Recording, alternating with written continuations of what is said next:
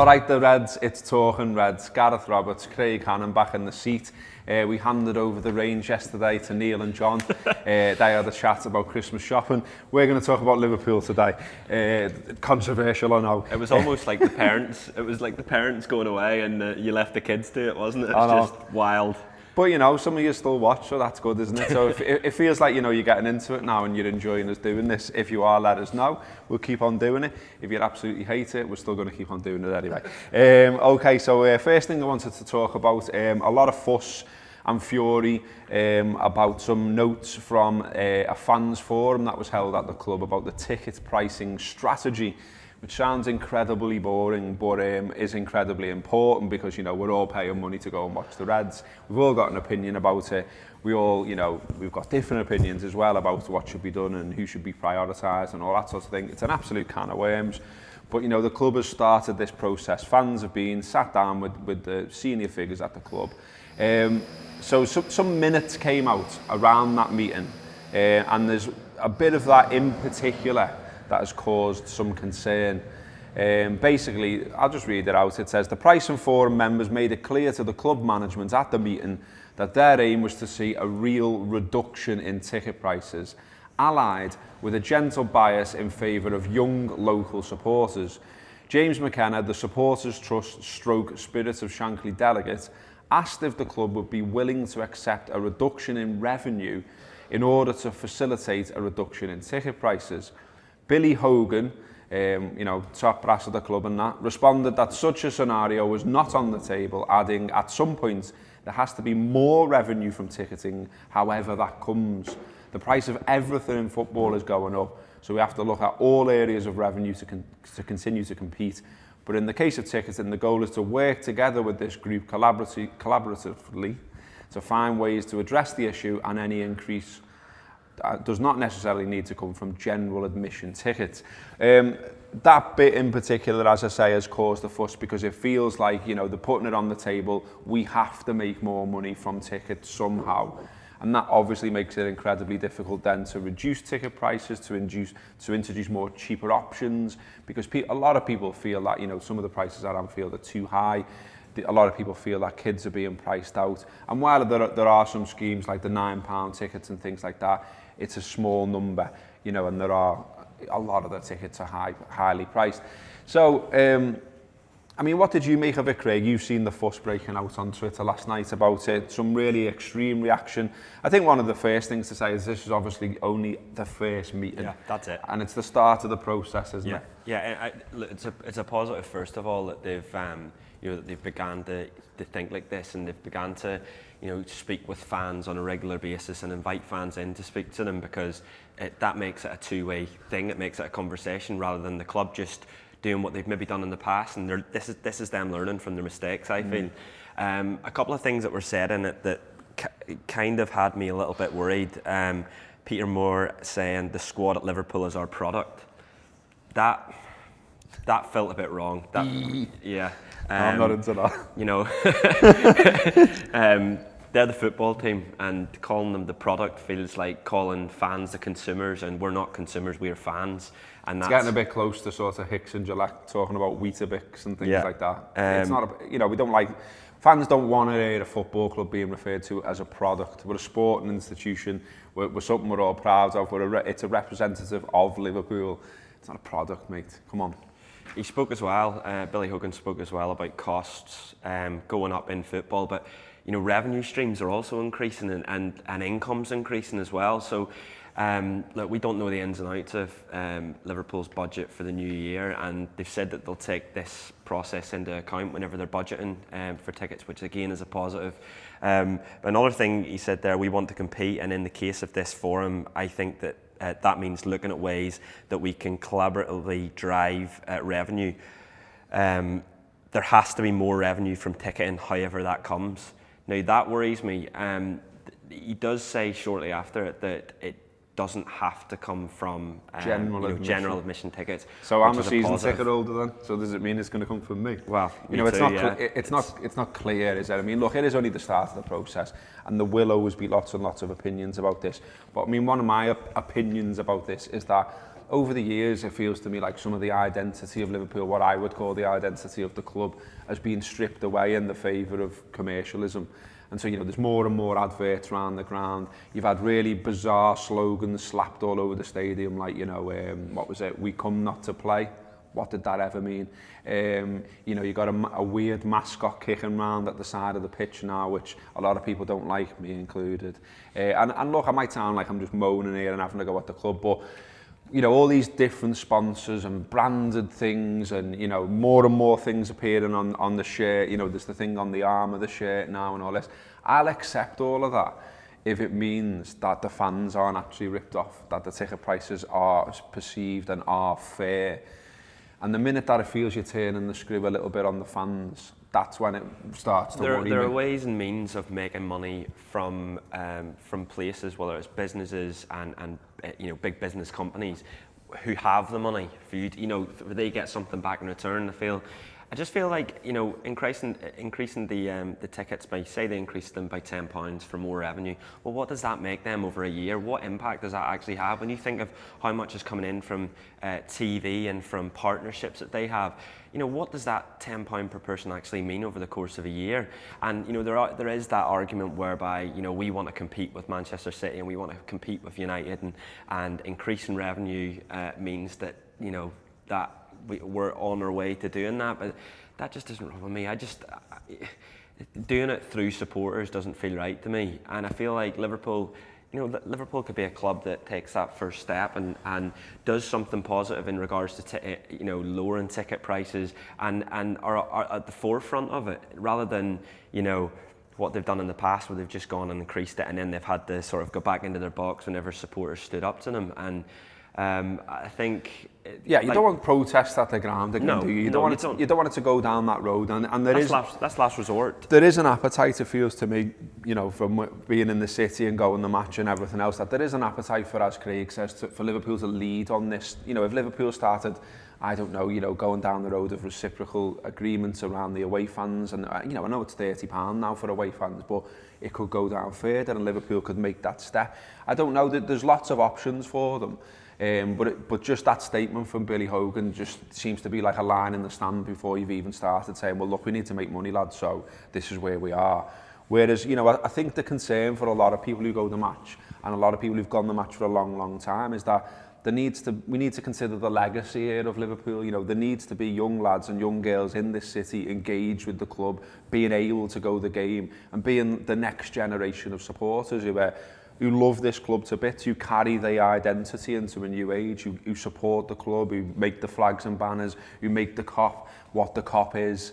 And that's already being diluted to an extent. And, you know, what it can't be and what it should never be is just if you've got the money and you can afford it, then you can get in the ground. It should be, we should have a think about the people that we want to engage with Liverpool Football Club. And look, I know the supporters all over the world. I get it, I understand it. I've met lots of them. But ultimately, this is a club that operates out of Anfield, in Liverpool, in Merseyside, in this city. And it needs to engage with people in this city. There needs to be people from schools in Anfield, from schools in Toxteth, whatever, who were able to go the match. It shouldn't be a privilege. It shouldn't be a privilege for local kids. It should be a right almost. And they've seen their dads and their dads go to the game, and they, you know, you need to carry on the traditions. And it is sad. It's sad being in the Kop now and looking around you and just how little you know, younger kids are there, and if they are there, they're maybe only there they can only get there maybe once, twice, 3 times a season, and like you say, that, you know, I often think what the Kop's going to look like in 10 years, because you've got like the likes of the Spine Kop looking after the flags. You see the young lads as well from, I think, OTK flags and things like that. You see them waving the flags, but if they're not getting in or they're priced out in 10 years, who is waving the flags? Because, you know, the club use the imagery of the Kop to market themselves and to market the atmosphere, but in 10 years' time they might not be there, and it might be an empty Kop. And how does that look in the club shop? Because you go around the new club shop, and there is imagery of the famous Kop and of all the flags and the scarves, and that might not be there if you know, if kids, especially those from the city, are priced out. It is there. I mean, what I would to conclude this bit of what we're talking about, would say that it is really difficult. You know, supply of tickets. is scarce basically in terms of, you know, the demand versus the supply. The club know that as well. And so how do you keep everyone happy, really? It's really difficult. That's why there is a forum. That's why this debate is happening. And that's why that, you know, that forum is a good thing. And what we shouldn't be doing here as well as a collective is having a go at Tony Barrett, by the way. That's another thing which is absolutely ridiculous. It's a positive step that Tony has been given a job at the club and is representing what fans think at the club. And people going on Twitter and banging on about he's sold his soul and all this sort of stuff. I can guarantee you he hasn't, and I can guarantee you that he is in there kicking up a fuss, saying what we think, saying all the things that are being said on Twitter. But he's just got to go about it in a certain way, and you leave him to do his job. He's only just getting in there. He's only just getting his feet under the table. He's not the man where anger should be directed. He doesn't own the club. He doesn't run the club. He's in there to represent supporters' views. There's going to be nothing immediate. That's the thing you got to remember here. And like you said, this is the first steps already. Well, it's a positive step that this is even happening. Whether this would have happened if Barrett wasn't at the club, who knows? But yeah, there's, you know, it's not going to, you know, we're not just going to wake up today and it's going to be 10 quid tickets, 20 quid tickets. It's going to take time. But yeah, it's a positive step that they're working towards. All right, well, it is Arsenal v Liverpool tomorrow, 7:45 p.m. A few things on that. I mean, we'll talk about it again tomorrow, obviously, but Matip's in contention to play, apparently. A big focus on Alex Oxlade-Chamberlain today. In all the papers, it was mentioned at length in the press conference yesterday. Obviously, really, you know, he's come from Arsenal. He turned down 180 grand a week at Arsenal, and he's at Liverpool on 120 grand a week because he obviously felt it was a great move, and Liverpool are a better club than that. That was just a wind-up Sam who's behind the camera. But shaking his head. But, you know, some of the stuff that Klopp said about him I thought was really interesting. Obviously, he's still only 24, but he's played 183 games now as a professional. Made his first team debut for Southampton at 16 in the League Cup. Against Bournemouth, he scored as well.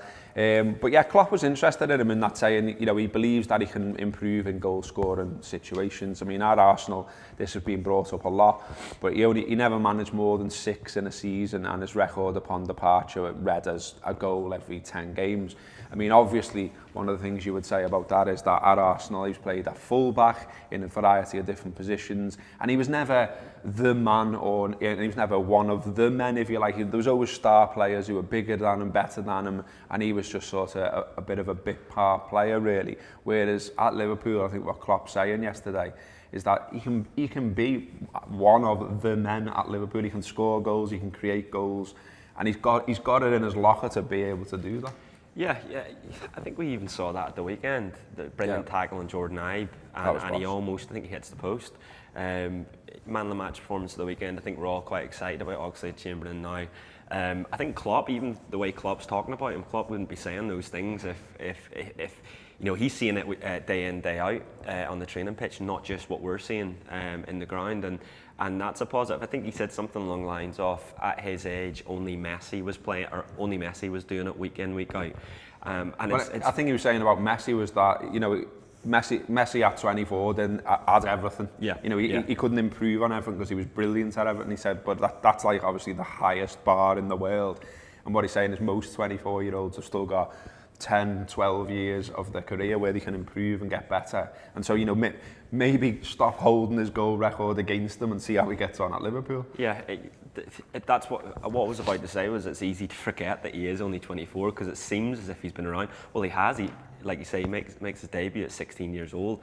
Look, I'm excited about him. Whether he starts this weekend, I don't know. I think it's a massive positive that we're having this conversation about whether he starts, whether Mane starts. It shows the depth in the side at the minute. It shows that it's not just bringing in players for the sake of bringing in players and rotating them for the sake of that. It's, you know, it's players on form, and that's brilliant for Liverpool. But yeah, look, I think there's a lot more to come from Oxlade-Chamberlain, I really do, and I think we've seen little bits of it, and I think as he adjusts to life at Liverpool and in Klopp's systems, I think we'll only see him improve. Janice, have you got something you can give me there that tells us about a time when we beat Arsenal in the past? Pass us on your notes. Janice is on work experience with us at the moment. She's been looking up boss times when Liverpool have beat Arsenal, which is always a good thing, isn't it? So she pulled up here August 2016. Coutinho, Lallana, Mane, What was this one? Was this 4-3? Yeah. They're 4-3. It's the first game of the season, isn't it? What a great afternoon that was. Brilliant. The sun was shining. The end was brilliant. Coutinho scored a superb goal. Loads of goals. Mad day.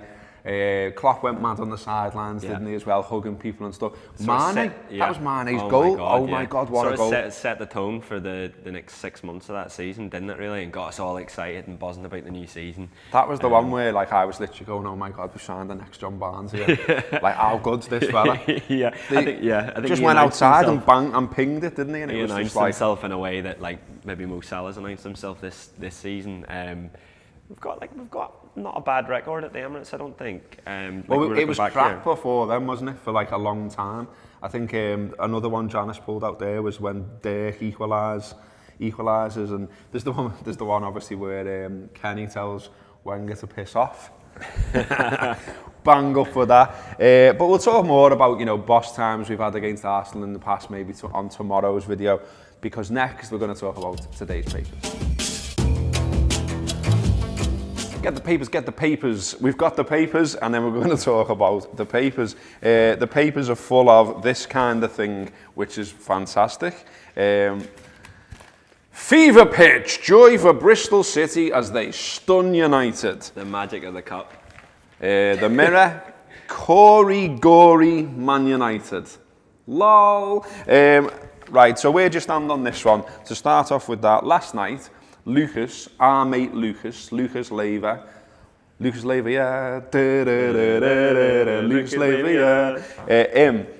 He just went right on Twitter the moment that Bristol City had knocked Manchester United out the League Cup and just went, unlucky!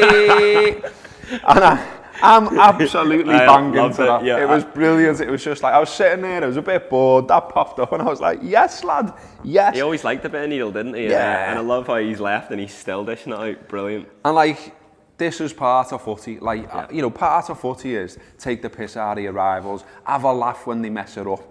And yet you've got your da on Twitter. the absolute ultimate your da. Your absolute da, Didi Hamann. I mean, what's happened, Didi? You were signed for Liverpool. I liked you as a player. And you've turned into your da. Like, he's coming on saying it's disrespectful what Lucas did. No, it isn't. Why do we have to be respectful of Manchester United? We have a laugh at them when they get it wrong. They laugh at us when we get it wrong. That's the way it works. Football. So Team Lucas or Team Hamann? Yeah, I love Lucas Leiva. I love his needle. I loved him at Liverpool. I miss him.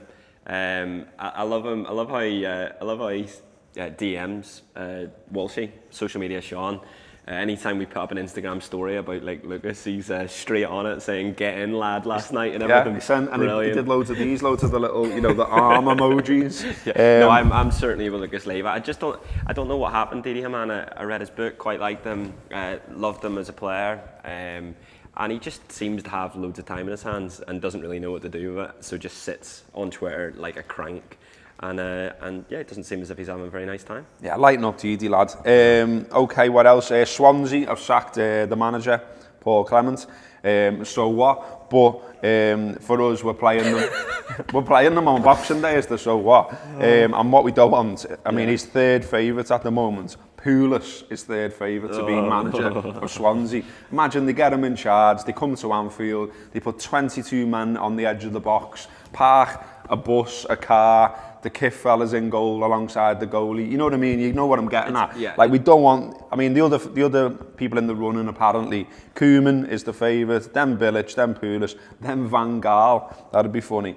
I think what it comes down to is that if Swansea did go for someone like Pulis, that is just desperation to stay in the Premier League and the money that's involved in staying in the Premier League now that they, because you look at what Rodgers did there and what Laudrup and so on, they tried to carry through that sort of that football and philosophy. Yeah. Imagine after years of imprinting that within the club through the youth systems, they've created an identity for themselves and they've reaped the rewards of that. Imagine now getting to December, but they've been in maybe 5 years now. They've been in the Premier League, getting the 5th year in the Premier League, 6th year in the Premier League, and they decide to go for Pulis and just throw all of that out the window. I think that just stinks of desperation. It shows how much, how desperate they are to stay in the Premier League, that they just need to get someone in that they know has a track record of keeping teams at any cost in this league. Sad though. Don't do it, boys. Don't do it. And if you're going to do it, you know, do it after you've played us. Just let us have a nice 4-0 on Boxing Day. We'll have a bevy, you know. Okay. Okay, in a couple of papers today, the Mirror and the Mail, there's a story that basically Klopp apparently has basically said that Sturridge stays. Should be able to see that there. Happy days. There is a bit of a caveat in that they basically say he's got 18 months left on his contract, and they're only prepared to sell Liverpool, it says, if someone offers £30 million plus, which I would say is probably unlikely. What the story also says is that he's more willing to let Ings go out on loan, and with Ings going out, Woodburn as well as being mentioned as going out on loan. With those going out on loan, he wants Sturridge to stay to continue to be what he is, which is a backup striker. Yeah, I think so. Yeah, I think all of that makes sense. Danny Ings just needs to play some football regularly. He hasn't done so for 2 years. He's been really, really unlucky, and it'd be great to see him sort of banging them in the Premier League for maybe someone like Swansea, teams like that. They need a few goals at the minute. But yeah, I think all of that makes sense. Keep Sturridge, as little risks taken as possible in this transfer window. In the Times today, there's a story about video referees cannot solve diving disputes, and it's by Clatzy. Mark Clattenburg back again, putting his oar in, saying that, you know, the whole thing about diving, it hasn't really been solved. It's just become another different debate.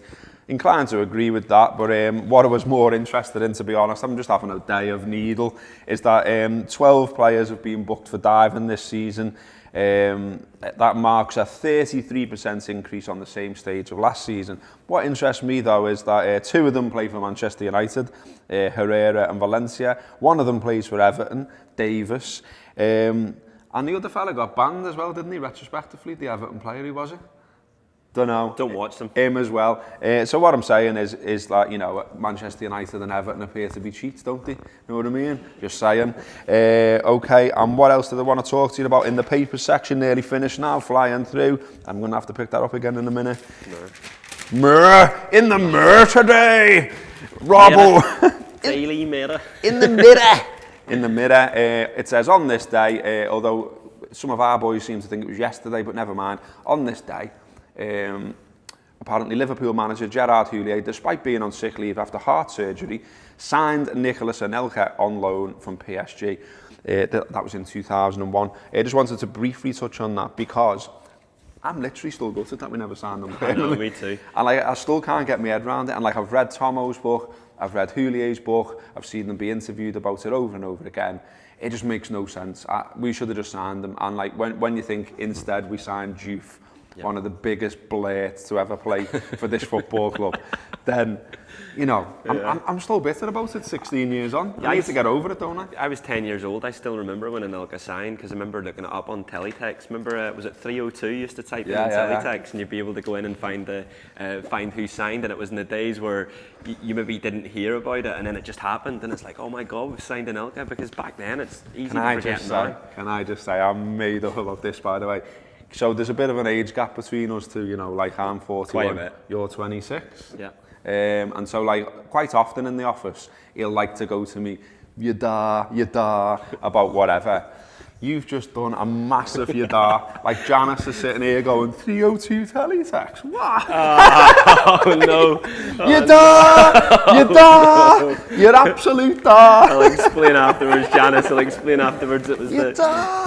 the early thousands. But yeah, Nicolas Anelka, it's easy to forget how good Nicolas is. You're a grass, by the way. It's easy to forget just how high Anelka's stock was around then, because he was brilliant for Arsenal. He goes to Madrid, and then where did he go next? Did he come to us? Chelsea. He was there. No, before he came to us, where did he sign? Was it from PSG or something? PSG? I don't know. He had loads of clubs. He was brilliant. More clubs than Nick Faldo. There's a dar joke for you. No idea. But like, you know, he was a brilliant player back then, and that was a genuinely exciting transfer to happen at the time. And for him I think he did all right. I think he had a decent record without setting the world alight, really. What's annoying about it is that he also sort of seems to bear a little bit of a grudge that he never got signed. He doesn't understand it either. And in fact, he did an interview with the Anfield Wrap with Josh Sexton, which you can find if you look it up. Just Google it. It's on our Twitter from yesterday. Yeah, it's on there. Have a listen. And in that, he's still like, I don't know why they didn't sign me. I loved Liverpool. I got on with everyone. I think you've heard Steven Gerrard talk about it as well, saying there was no le sulk and all that. There was no problem. I mean, all we ever got back really from Tomo and Houllier was this story about, you know, his brothers were touting him round and all that, and they'd spoke to Arsenal, and I don't know, and that upset someone somewhere. But that kind of doesn't really sort of end it for me. I think they just thought Juve was better, and that they don't want to say that now because it looks a bit, you know, with hindsight, it doesn't look great, does it? Anyway, okay, on the Anfield Wrap today, AFQ is out at 5 o'clock. Loads of people being giddy, answering mad questions off Twitter. Sounds mad, doesn't it? But it's good and it works. And then the Friday show is out at 8, previewing all the Premier League football to come. That'll be a cracker as well. And then also later today, here, Avenue HQ at Liverpool, we'll be recording a Christmas quiz. I'm not sure when that's out. I think it's out this weekend. So loads of reasons there to listen to our podcast. It's dead easy to listen to a podcast. Go on any podcast app, type in the Anfield app. You'll find our free shows there. If you like them, come across to the website, subscribe, £5 a month, 40 podcasts on all kinds, football, Liverpool, fan culture, ticket prices, just everything about being a footy fan and being in Liverpool, and Liverpool's boss, the club's boss, the Anfield Wrap's boss. Have a boss day. Talking rants.